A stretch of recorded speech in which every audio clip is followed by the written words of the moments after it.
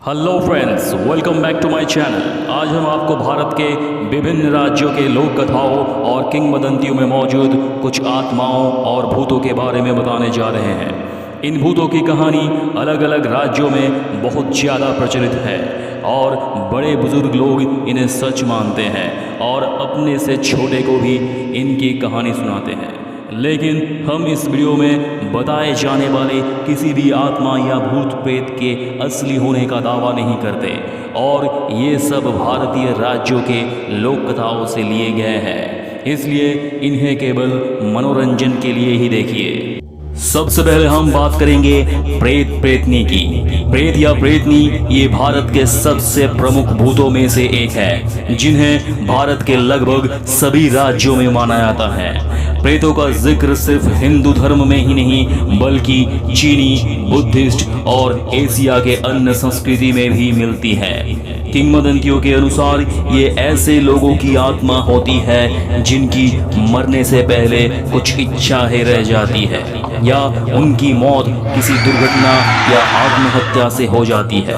हिंदू धर्म के अनुसार ऐसी आत्माओं का अगर अच्छे से पिंडदान नहीं किया गया तो इन आत्माओं को मुक्ति नहीं मिल पाती और ये अपनी इच्छाओं को लेकर धरती पर ही भटकती रहती है। ये आत्माएं अधिकतर जहां इनकी मौत हुई वहां पर ही भटकती रहती है। उसके अलावा ये किसी घर, किले, जंगल या शमशान के आसपास मिलते हैं। लोक कथाओं के अनुसार ये आत्माएं लोगों के शरीर में घुसकर उन्हें परेशान करती है और बहुत से लोगों ने इन्हें देखने का दावा भी किया है। हिंदू धर्म में माना जाता है कि शरीर में तिलक या माला जैसी कुछ भी पवित्र वस्तु होने से या भगवान का नाम लेने से ऐसी आत्माएं आपसे दूर रहती है। इसलिए इनसे बचने का उपाय यही माना जाता है कि रात को किसी भी सुनसान जगह से गुजरते हुए भगवान का स्मरण करते रहे। अब हम बात करेंगे बोबा भूत के बारे में। बोबा ऐसी आत्माओं को माना जाता है जो रात के समय पीठ के बल सो रहे लोगों के छाती में जाकर बैठ जाती है। छाती के ऊपर बोबा के भार से उस व्यक्ति की नींद तो खुल जाती है और उसका दिमाग भी काम कर रहा होता है, लेकिन वो अपने शरीर को चाहकर भी नहीं हिला सकता और ना ही कुछ बोल सकता है। इस घटना का सामना कर चुके लोगों का कहना है कि उन्हें अपने छाती पर काली परछाई दिखी थी।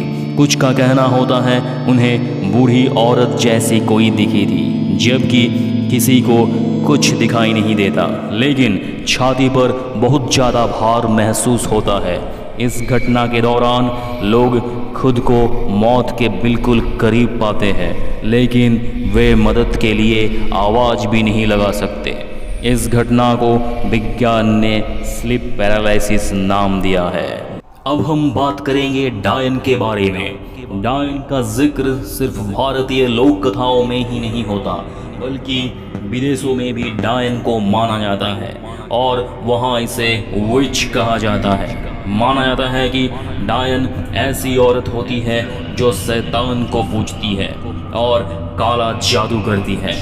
लोक कथाओं के अनुसार डायन अंधेरे में सुनसान जंगल में जाकर काला जादू करती है और किसी भी व्यक्ति के शरीर के किसी भी हिस्से जैसे नाखून या बाल से ही उस व्यक्ति पर काला जादू कर सकती है।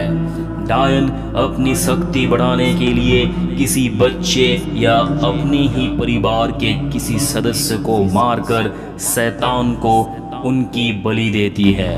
माना जाता है कि डायन की लगभग सारी शक्ति उसके बालों में होती है और उसकी बालों की लटें हाथ की तरह भी काम करती है। भारत में डायन को इतना ज़्यादा माना जाता था कि बहुत से ग्रामीणों इलाकों में किसी मासूम औरत पर काला जादू या डायन होने की आरोप में जिंदा जला दिया जाता था। बात करेंगे दंड भूत के बारे में। दंड भारतीय पौराणिक कथाओं में बताए गए ऐसे भूत या आत्माएं होती हैं जिनकी मौत युद्ध के दौरान हो गई होती है। दंड का सिर कटा हुआ होता है और वह रात के समय अपने घोड़े में सवार होकर सुनसान जंगलों में भटकता है। उसके एक हाथ में तलवार होता है तो एक हाथ में उसका कटा हुआ सिर होता है। रात के समय जो भी व्यक्ति अकेले उस सुनसान जगह से गुजरता है तो दंड का कटा हुआ सिर उस व्यक्ति को उसके नाम से पुकारता है, और अगर वह व्यक्ति उस आवाज को सुनकर उसके पीछे जाता है तो दंड अपने तलवार से उस व्यक्ति का गला काट देता है।